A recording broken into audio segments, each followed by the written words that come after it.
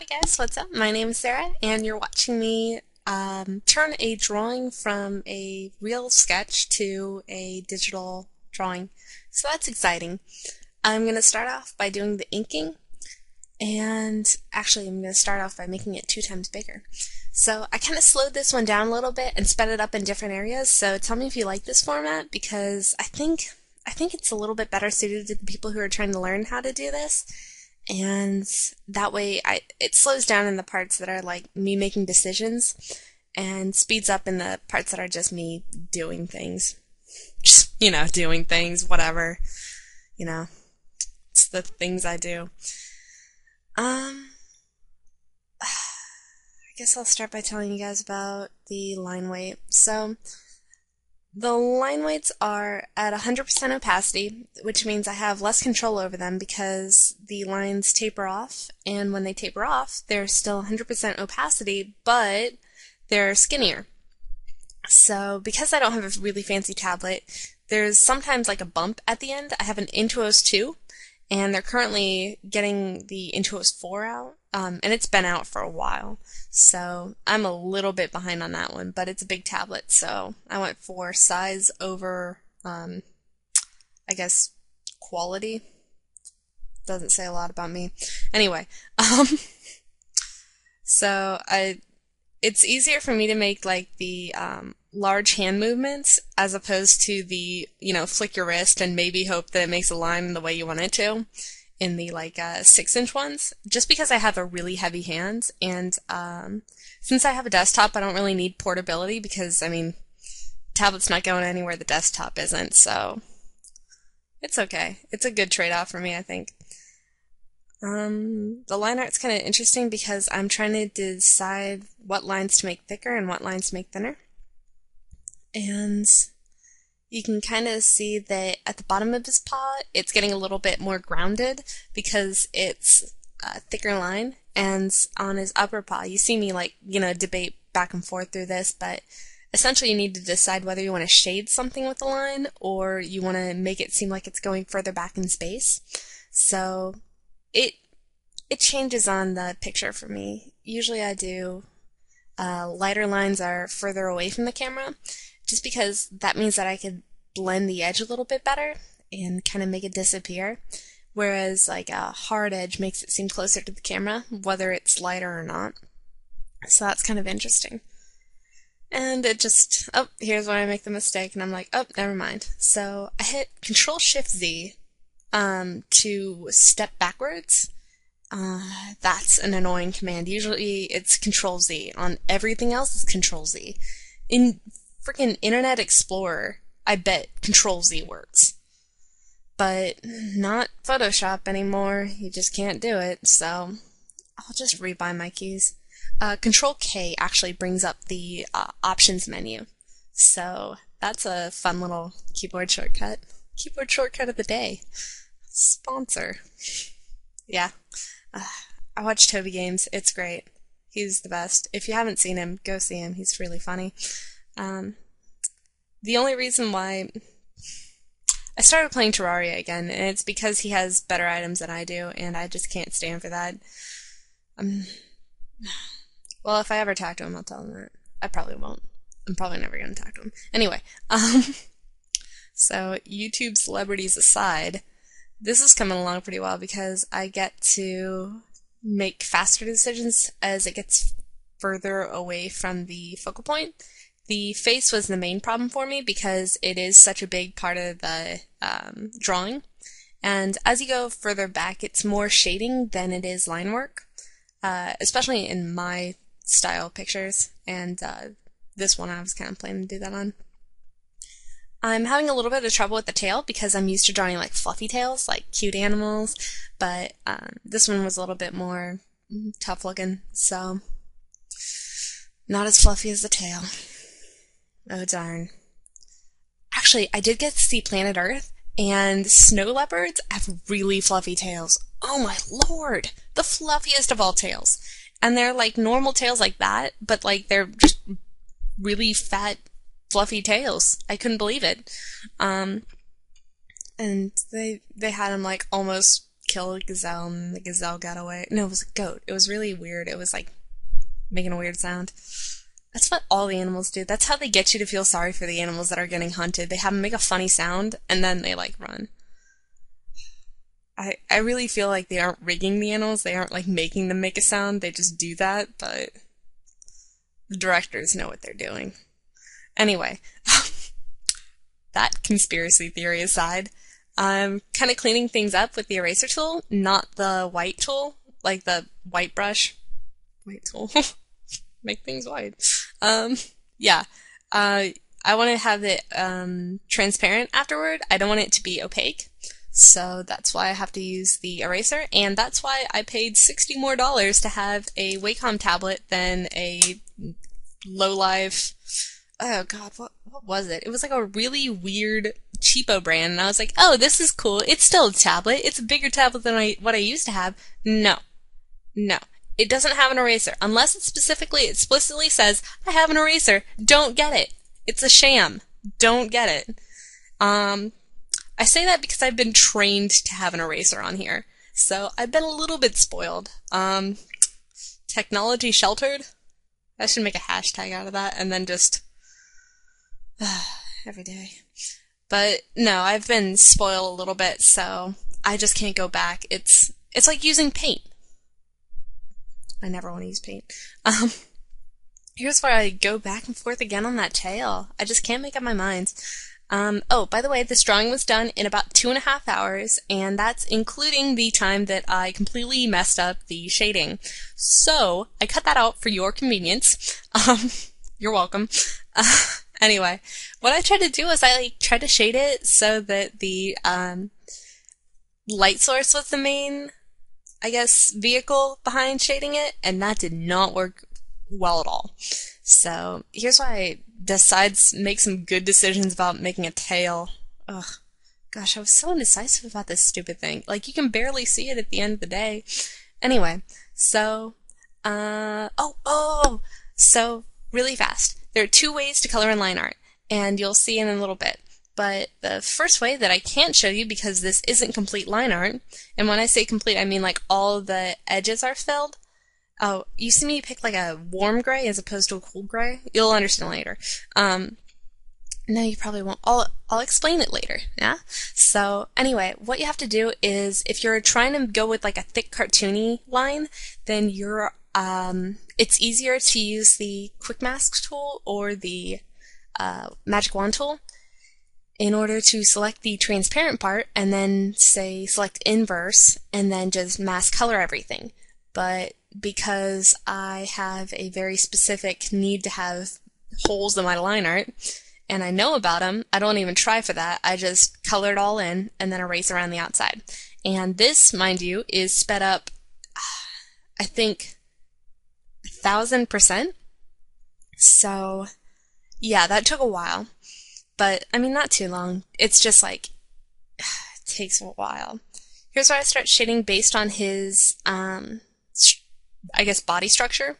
So the things that are darker are kind of like rounded, such that the light source doesn't really affect them yet.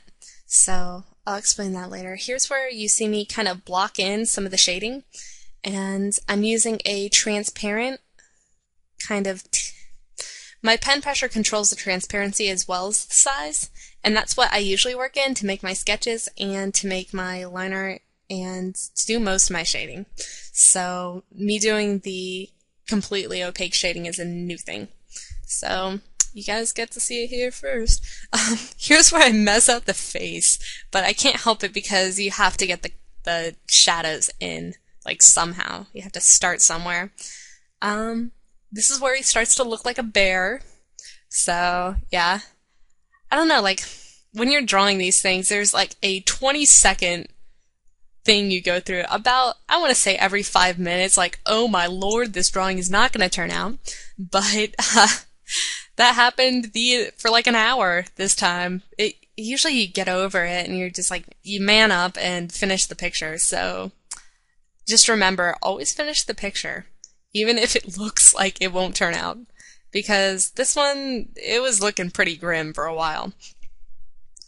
Also, if even if you don't like the picture, but you spent time on it, finish it out and then upload it to a place like DeviantArt or ShazyArt, where it's just a community of people that want to help you learn, not, I don't want to bash Reddit, but sometimes the people in there are mean. They're just really inconsiderate to artists, especially if, if your art isn't perfect.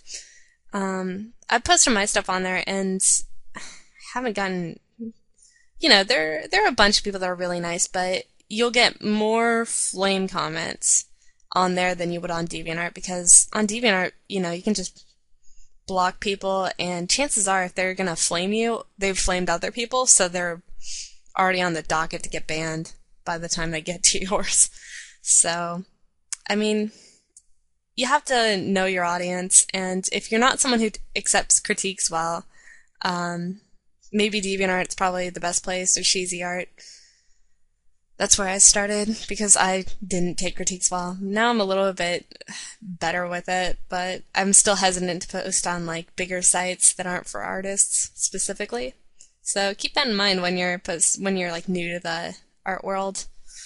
DeviantArt is like your mom, and we'll always put the picture on the fridge. And Reddit's kind of like an art gallery where people are gonna hate it no matter how good it is. Have fun. Welcome to the internet. But, yeah, I'm starting to post my stuff more on Reddit. Like, I'm on there so much. I feel like stupid being incognito. Incognito artist. That should have been my screen name. No, I'm stuck with Script Kitty now. It's like branded. Here's how I clean up the face. Shading just takes a long time because it's like sculpting. It's like sculpting in 2D. So it's not as hard and much more forgiving. Here's where you see me turn him from a bear into a jaguar again. Now, I've called this thing like a jaguar and a puma and a panther, and I don't think it's ever gonna get a specific species. It's just gonna be a black kitty cat. What's up? Draw things and don't know what they are. Good. #1 artist. So, you see me kind of like reverse the, I guess, directionality of the shading so that the bottom is a little bit lighter than the top is. And that's like the reverse of what I usually do in my gradients, because they usually go like from the toes to the head. It gets darker at the toes and lighter at the head. But now the toes are the source of light, and you'll see that in the end picture. And actually, oh my gosh, half of this video got cut off. Not half of it, maybe like, I want to say like 5 minutes got lopped off, so I apologize for that. It will cut out abruptly and then transition moderately smoothly into the actual drawing of the piece. I tried to cover that up, but I'm gonna have to come clean. So yeah, it didn't pan out entirely 100%. Sorry. I actually have a different recording that I'm even more excited about because it's for Valentine's Day. So I'm gonna wait on it. You guys will have to wait in suspense till Valentine's Day. I know. I'll probably post it like, I want to say like a few days earlier so that people can use it as a Valentine if they really want to. They're really big nerds. It's League of Legends themed, and if you can guess the champion that I used for it, I guess I'll draw whatever champion you want me to. So, first one to get it wins. Yeah, but, I mean, it's my art, so I don't know if anyone's even gonna try for it. Anyway, so here's why I kind of pick up the shadows in the shoulder blade. Shadows in the shoulder blade. Wow, that is quite a sentence.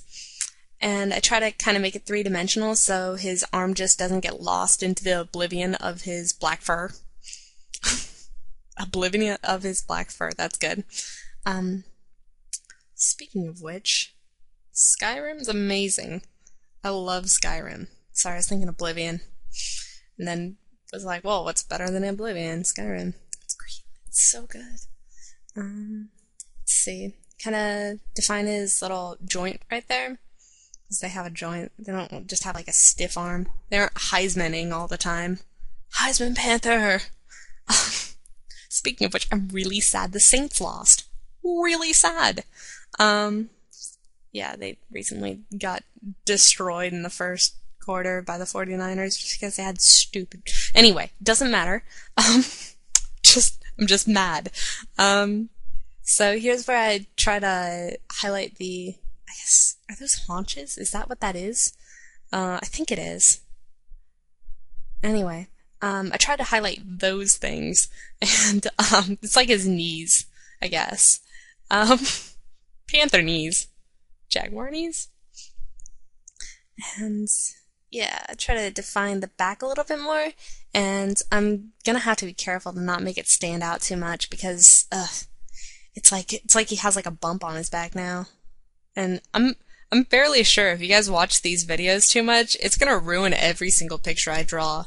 So I probably shouldn't be actually posting these. They're just ruining my pictures for you guys. Like, oh, she's such a terrible artist. Look at these flaws. It's like letting out my blueprints for drawings. Not good. Speaking of blueprints, oh my gosh, architecture has been crazy this quarter. We have a professor who's not even an... He's not even an architect. Doesn't matter. Let's see. Face is going okay. It's about to cut out. I know it is. Oh no, it's not. It's got plenty of time. It's got like 5 minutes. I've got 5 minutes to explain the rest of this piece to you, so... Oh, now I remember. I had to do the swirly things. And that's also a time-consuming process. So this whole thing, I think I said this before, but it took, excuse me, two and a half hours. And I'm speeding up the line work a lot more than I'm speeding up the shading. And I'm speeding up the flat coloring the most. So that's the breakdown of it. And if you do like this format, let me know, because it took a little bit more time, but I think it kind of shows off the best parts of the drawing a little bit better.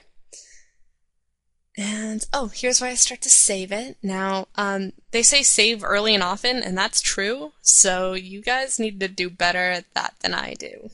Sorry. So here's where I work on the line work for the, I guess, spirally things coming from him. It's supposed to be a light source, and it's supposed to wrap around him, so I'm trying to do these little, just organic shapes around him. And organic is referring to the line style, how it's not really calculated, and it's not at all calculated. So the idea is that I want to trace moderately closely, but kind of simplify the line art that I've already done. And I think it turned out okay. You'll get to see it, you know, obviously. But it just takes a while. And so, oh, I can use this time to tell you guys about my League of Legendsing. So I got back into League of Legends, the actual gameplay, because sometimes I can't find people to play with that are my same ELO. So like, you know, it's like, you know, I'm either not getting better because they're like too low, or I'm not getting better because I get carried. So I need to figure out some people to play with. Anyway, I picked up Sona, and she's a lot of fun, and I recently went carry Sona with an AD Soraka, so that was fun. I picked up TF2 again, and I know I hate the hats, but I can't help it. It's such a fun game. I missed it. And Terraria, oh my gosh, there was a patch for Terraria. It's so great. I haven't fought the Wall of Flesh yet, but oh my gosh, it's about to be good. And yeah, I love that game. God, these lines, they take forever. You see me kind of vary up whether I want to have it thick or thin, and I use the same brush that I used on the line art the first time. So, and if you notice, it's on a separate layer, which is the biggest thing about this, because otherwise I'd be running into erasing the wrong parts, and I'd have to be a lot more careful and selective about where I can erase. and this way I can just erase where they overlap and not worry about destroying the line art below it, which is a huge time saver. And let's see. I'm trying to think about what else to say. It's tough. This is like a 25-minute episode. You guys, if anyone's actually watching the entirety of this, then I am very impressed. So thank you. Thank you, loyal viewer. Loyal. Haven't used that word in a long time. Haven't needed to. I don't have a dog, so that really doesn't come up very much. And I don't think I'd ever use loyal to describe a person that I know. Like, not saying that they aren't loyal, it's just I wouldn't specifically say that word for them. Yeah, just wouldn't do it. So I'm getting ready to color these in, and I actually go through a phase where I realized that I'd made a huge mistake, so you'll get to see that. But essentially the idea behind these little spiral things is that they're kind of like a light source almost, and they're kind of leading from his paw. And it's, again, that real organic feel to it because he's kind of rigid, and I feel like he needs something to kind of break up his flow. Anyway, so here's where you see me sloppily put down the colors again, and it's just time-consuming to get that done again, but I go pretty fast around here. Essentially what I want to do is I want to have it above his fur level because I don't want to have him, I don't want to have to erase from his layer, just because I don't think, I need the end result is that it's going to be transparent, so I need him to stay intact while I make these transparent. So they have to be on top of him, and they have to be a little bit more carefully colored. So here's where you see me kind of use the invert colors so that I can see it a little bit better. The blue is really hurting my eyes, so I decided to turn it red so that I can see it against the white a little bit better, and also the black. And that way it doesn't hurt my eyes. Here's where I switch the layers so that it's on the bottom layer. The color is below the original line art, and then that means I have to jeopardize the original line art, which is a little bit scary for me, but I just do it anyway because I'm almost done with it. I'm pretty confident with this choice. So you see me also use the marquee tool. I use the magic wand to select the outside without the, I use a sample all layers, 32 tolerance, and that usually gets everything around the line art pretty well. And then I expand the border by 1 pixel, so that way it goes under the line art as opposed to like on the outside or the inside of it. And so that's kind of a neat trick, especially if you have perfect line art without any holes in it. So that way you can just use the paint bucket tool and not even have to mess with any of this hand coloring stuff, which is super nice. But again, it's for a more cartoony look that has solid lines. I've never been able to pull it off on like an anime drawing or like a drawing like this because part of my style includes having gaps in the line art. So that's not as fun, but oh well.